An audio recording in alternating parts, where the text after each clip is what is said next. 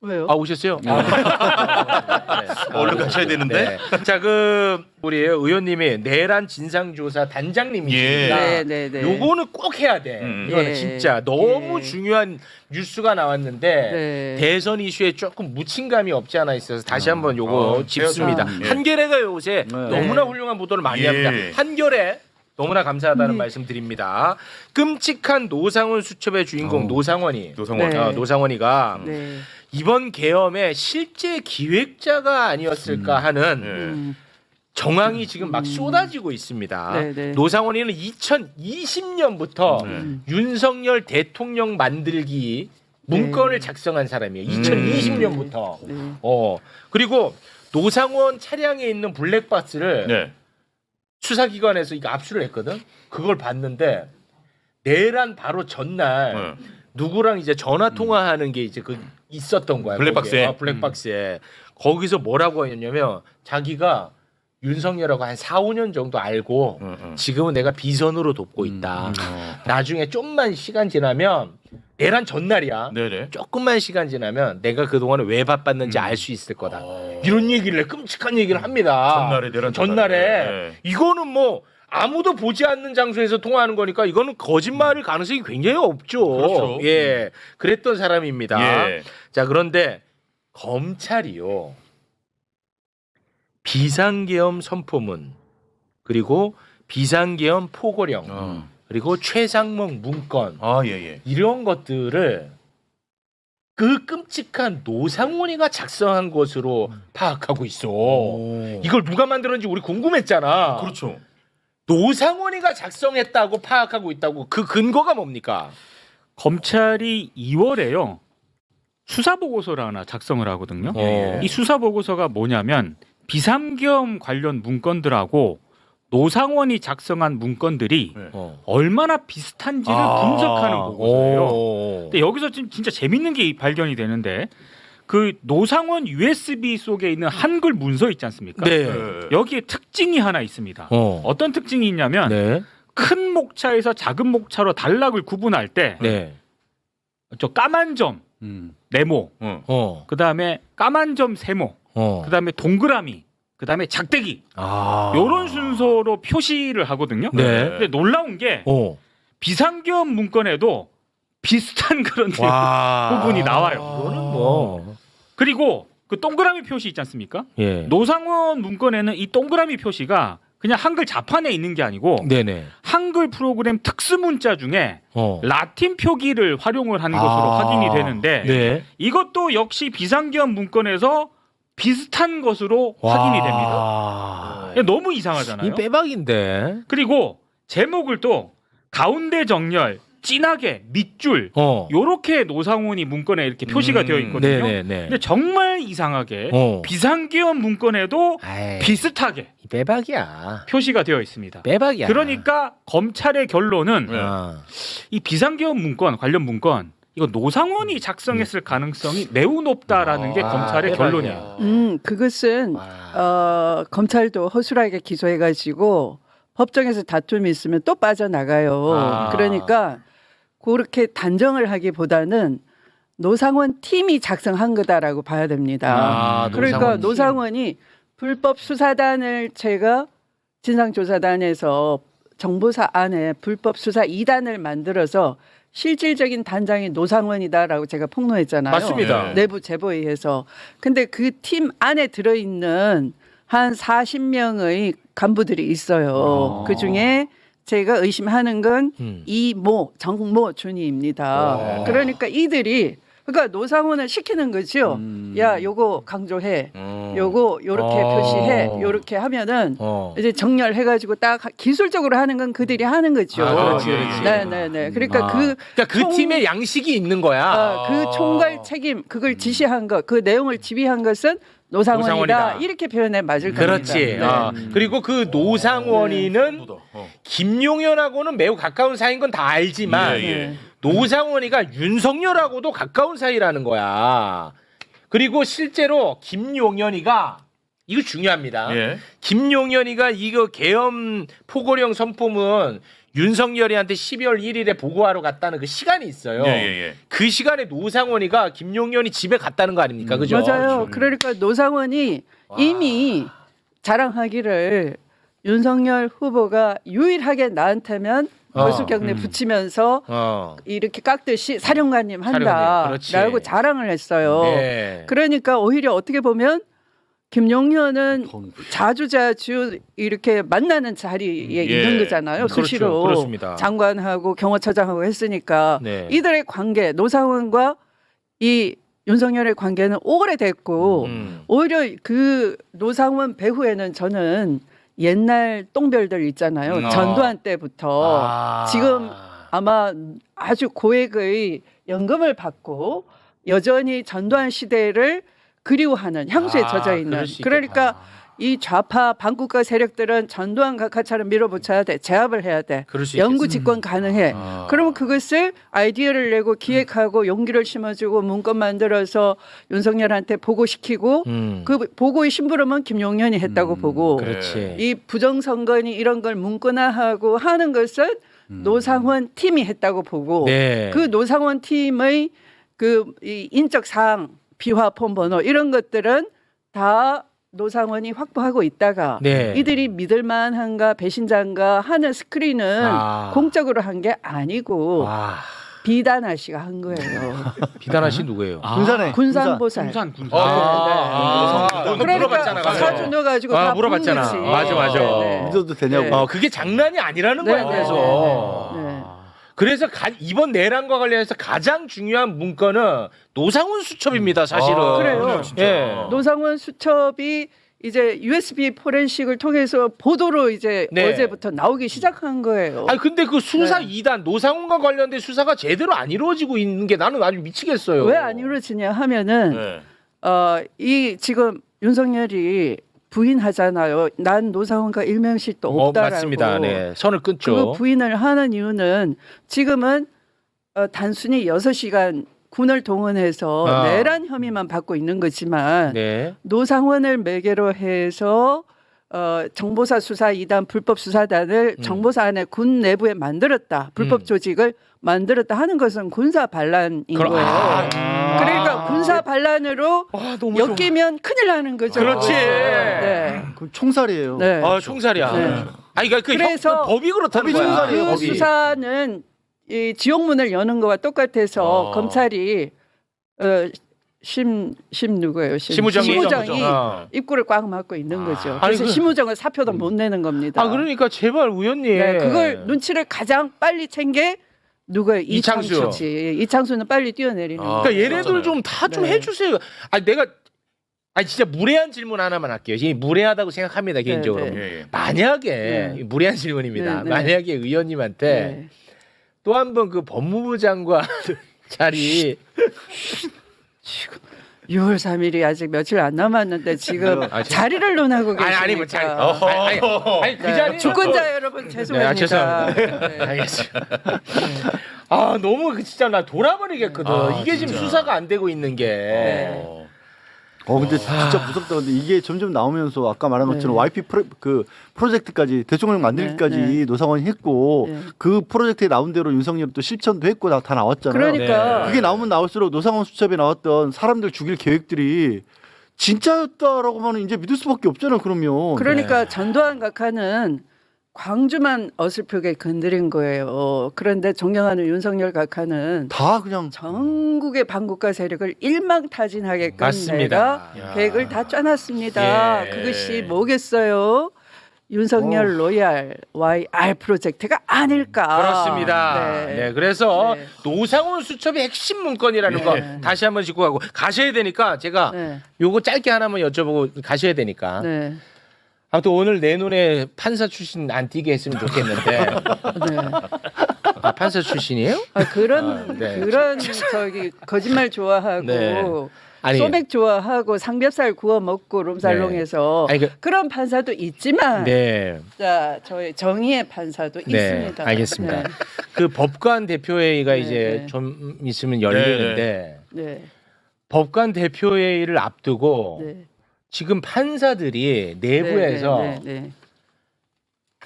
조이대에 대해서 잘못됐다는 목소리를 내는 게 아니고 이때다 싶어가지고 민주당에 대해서 네, 네. 비난하고 비판하는 목소리가 점점 커지고 있다는데 와, 이자들은 안 될 것 같은데요. 그러니까 예.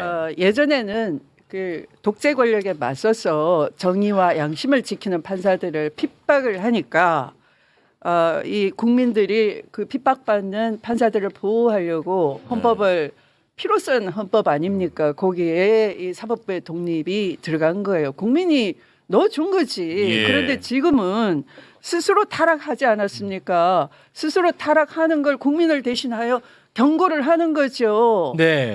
국난 극복하려면 사법 정의부터 회복하라. 사법적 수단밖에 없다. 이렇게 해서 중대한 그래 역사적 소명을 맡겼으면 그게 충실해야 되는데 봤더니 윤석열 내란 수계하고 취미가 똑같은 판사예요. 술 좋아하고 골프 좋아하고 오죽 좋아했으면 네. 국민들은 주말마다 촛불 드느라고 빛 드느라고 심장이 탔는데 지겸 판사는 얼굴이 까맣게 탔어요. 말이 됩니까 이게.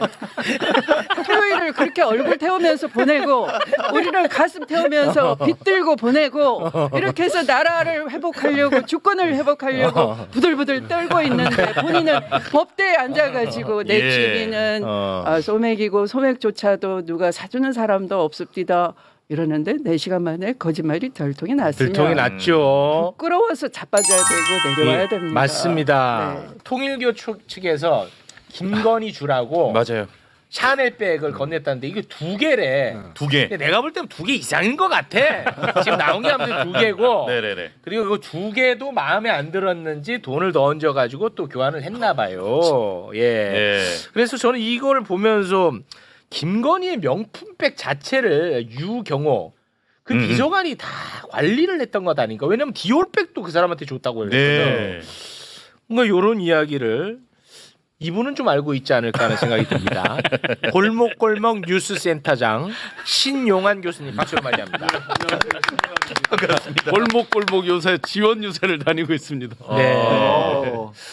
자, 이거 어떻게 뭐 아시는 부분이 있습니까? 이 명품백과 관련해서 4월 30일 날 다 나오잖아, 바로. 나오잖아. 아니 망설임도 없이 1초 만에 나와. 나오잖아, 그냥. 날짜가 나와. 나오잖아. 4월 30일에 아크로비스타 압수수색을 했죠. 남부지검에서 남부지검 금융범죄합동조사단 내 범죄합동수사부에서 이제 그걸 하는데 그 부분이 이제 처음에 이해 안 된 건 지난번 제가 출연했을 때 설명을 드렸고 그때 전부 아크로를 주목할 때 이제 제가 오늘 동시에 서빙고에 있는 D 아파트에서 압수수색이 벌어지고 있다. 그 서빙고 D 아파트가 유경옥 씨 그 네. 자택입니다. 예. 대한민국에서 매불쇼가 제일 먼저 이 얘기를 다뤘습니다. 예. 우리 골목골목 유주스 그래서 이걸 센터장 찾아가지고요. 어제 이 뉴스가 나오고 나서 많은 기자님들이 그 아파트가 어디냐고 저한테 계속 물어와서 아주 곤란했습니다.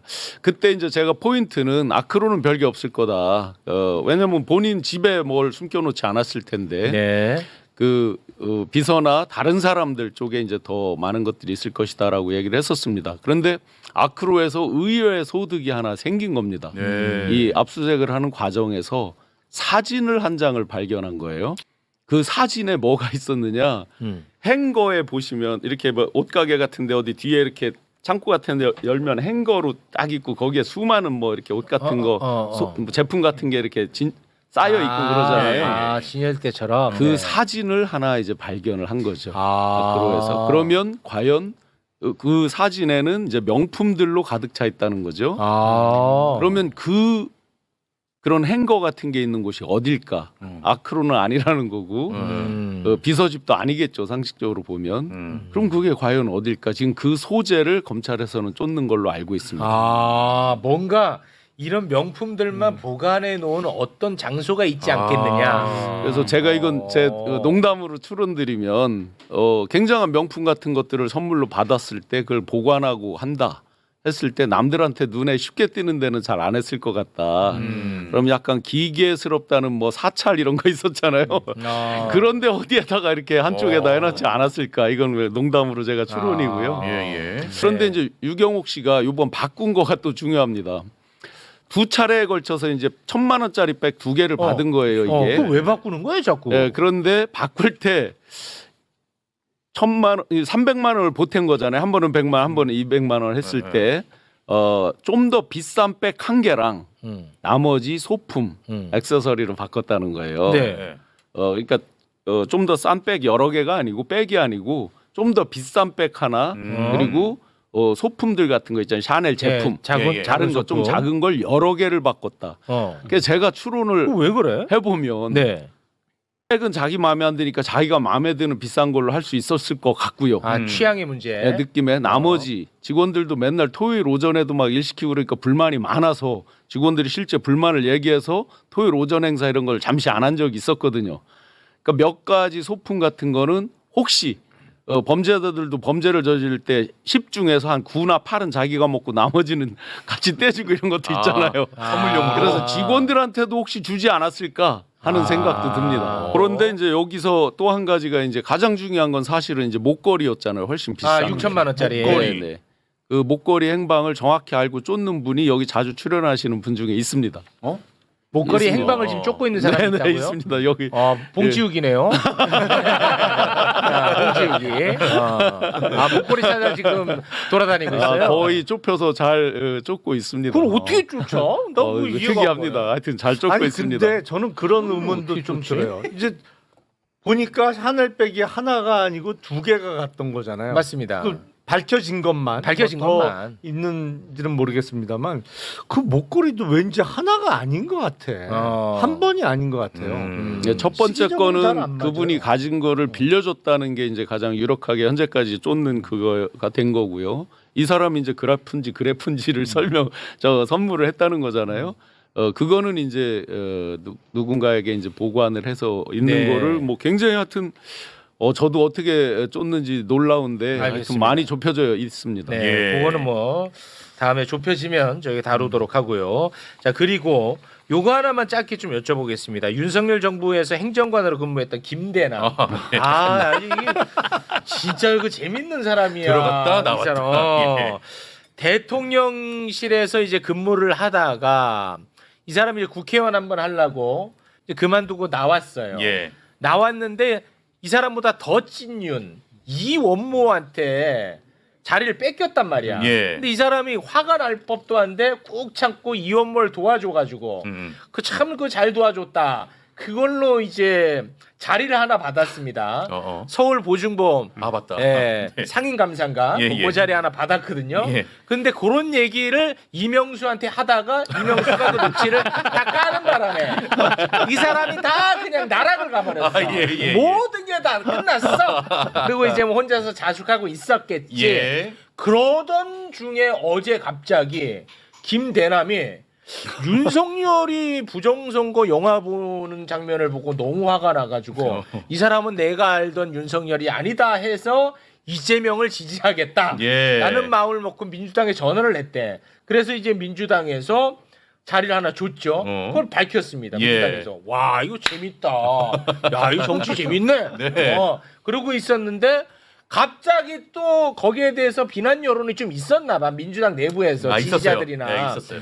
그러자 몇 시간? 6시간 만에 6시간 동안 이 숙고라는 표현이 맞는지 모르겠는데 6시간 만에 깊은 숙고 끝에 민주당 중앙선거대책위원회 참여 결정을 공식 철회하고 김문수 후보를 지지하기로 했다. 이거 뭐 어떻게 봐도 뭐 이 과정을 혹시 압니까? 이거 뭐예요? 한 2주 전에 잘 아는 분이 전화가 온 거예요. 윤여준 그 선대위원장님 전화번호를 좀 알려달라. 그래서 저는 윤여준 위원장님 개인적 연이 없어서 직접적으로 개인적인 전화번호는 모릅니다. 그랬더니 왜 그러냐 하고 이제 여쭤봤더니 두 사람을 얘기를 해요. 김상욱 의원은 워낙 이제 잘 알려져 있는 분이고 그러면서 김대남 씨 그리고 또 추가적으로 몇 사람을 더 이렇게 해서 소개를 하려고 그런다. 그래서 그게 맞을까요? 그게 과연 맞을까요? 라고 했어요. 김대남은 좀 세거든. 과연 그게 도움이 될까요? 맞을까요? 그래서 뭐 저는 연락처는 직접 모르는데 먼저 한번 상의를 해보시는 게 좋겠다. 라고 하니까 본인이 이석연 처장님은 번호를 안다는 거예요. 상의해 보는 거 그럼 그분하고 상의해 보는 건 좋은데 그 전에 먼저 의견을 주변에서 구해 보고 이게 과연 도움이 될지 맞을지 해보는 게 좋겠습니다라고 했거든요. 근데 엊그제 이게 딱 김교흥 의원님은 정말 개인적으로 모르는데 그분께서 뭐 임명장을 줬다고 발표를 해서 정말 깜짝 놀랐습니다. 저도. 그런데 정말 실망스럽죠. 그 봉지욱 기자도 글을 썼던데 대단해. 이분이 뭐 양심 선언을 했거나 어떤 사죄를 했거나 이런 것 없이 다이렉트로 그렇게 들어오는 과정에서 들어왔다. 그리고 6시간 만에 또 바꿔서 김문수로 갔다. 이런 부분은 정말 실망스럽습니다. 아이, 뭘 실망해요. 기대도 안 했는데. 그냥 저는 야, 참 재밌다. 그런 생각을 했습니다. 네. 뭐 실망 전혀 안 했습니다. 뭐 기대할 게 뭐가 있어. 그렇지. 예.